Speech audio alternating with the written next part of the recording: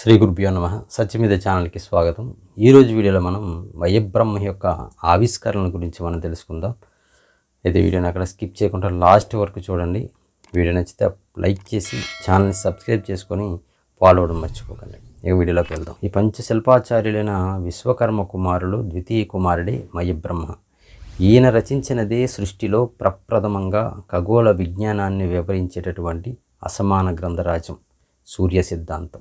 సూర్య సిద్ధాంతం మరియు భూగోళ విజ్ఞానాన్ని అందించే ఉద్గ్రంథము. ఈ గ్రంథాలు 1,00,000 సంవత్సరాల కింద రచింపబడినవి అనే వాదనలో ఉన్న కనీసం 25,000 సంవత్సరాలకు ముందువి అని పౌరాణికులు, 450 సంవత్సరాల నాటివి అని శాస్త్రవేత్తల యొక్క గణన. సూర్య సిద్ధాంతం. ప్రాచీన శిల్పాచార్యులు అధునాతన ఆలోచనలకు సూర్య సిద్ధాంతం నమ్మశక్యం కాని నిదర్శనం.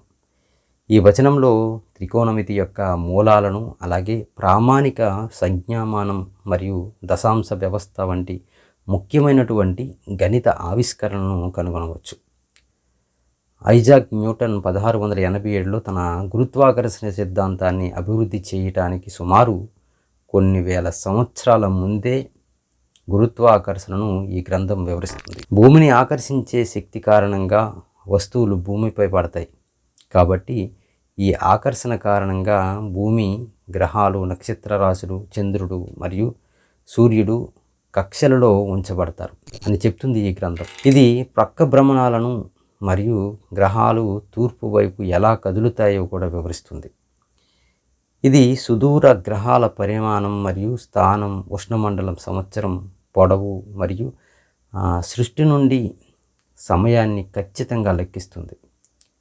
చివరగా వేర్వేరు పరిస్థితులలో వేర్వేరు రేట్ల వద్ద సమయం ఎలా వెళ్తుందనే దాన్ని చర్చలో సాపేక్ష సిద్ధాంతం, సూర్య సిద్ధాంతమును మహద్గ్రంథంలో ఇటువంటి ఎన్నెన్నో ఖగోళ విజ్ఞాన విషయాలను పొందుపరిచారు.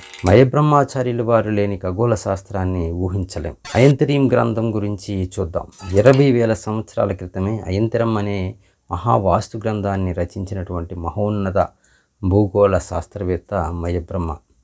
ఈ శాస్త్రంలో భూమిని మొత్తాన్ని అటవీ భూమి, పర్వత భూమి, నదీ పరవాహక భూమి, సముద్ర తీర భూమి, ఎడారి భూమి అని 5 రకాలుగా విభజించి ఏ భూమి లక్షణం ఏంటి, ఏ భూమి ఎందుకు ఉపయోగించాలి, ఏ భూమిలోని ఏ ఖనిజ లవణాలు ఉంటాయి, ఏది నివాసయోగ్యం, ఎక్కడ ఏ రకమైన నిర్మాణాలు చేయాలి, ఏది వ్యవసాయ యోగ్యం, ఏ భూమిలో ఏ విధమైనటువంటి పంటలు పండుతాయి, ఎక్కడ ఏవి దొరుకుతాయి, ఎక్కడ జలరాశులు ఉంటాయి, ఇలాంటి ఎన్నెన్నో సమాజానికి ఉపయోగపడే సమాజ అభివృద్ధికి సంబంధించినటువంటి విషయాలతో ఈ ఉద్గ్రంథాన్ని రచించిన మహామేధావి వయబ్రహ్మ.